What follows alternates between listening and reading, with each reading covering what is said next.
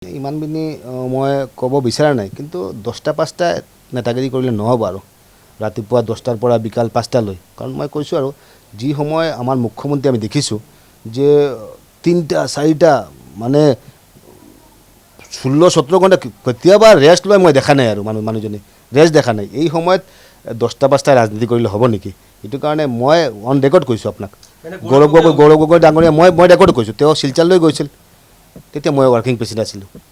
মই হোটেললৈ গ'লোঁ, মই 5-6টা বাজিছে, তেওঁ ক'লোঁ যে বহুতখিনি মানুহ আহিছে, অকণমান লগ ধৰি লওক। তেওঁ ক'লে যে নাই, মোৰ শৰীৰটো ভাল লগা নাই, মই এতিয়া কথা নাপাতোঁ। এই যিবোৰ মেণ্টেলিটি, এই যিটো মানে চিন্তা 24 আৱাৰ্ছ কাম কৰিব লাগিব আপোনাৰ। মানে যেতিয়ালৈ আপুনি টোপনিলৈ নাযায় 10টা 11টা 12টা এইবিলাক চিন্তা কৰি লাভ নাই আৰু ৰাইজৰ কাৰণে।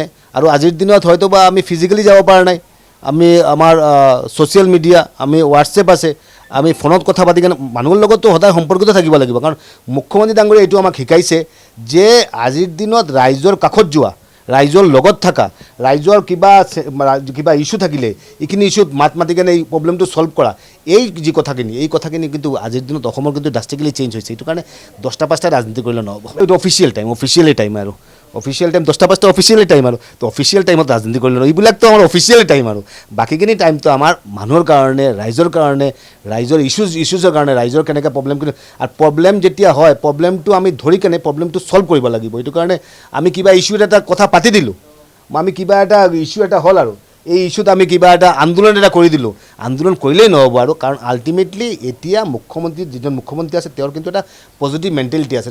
অসমৰ ৰাইজৰ কাৰণে, অসমখনক বচোৱাৰ কাৰণে, অসমৰ স্বাভিমানটো বচোৱাৰ কাৰণে আমাৰ যি কৰিব লগা আছে নিশ্চয় আগন্তুক দিন আমি কৰি যাম।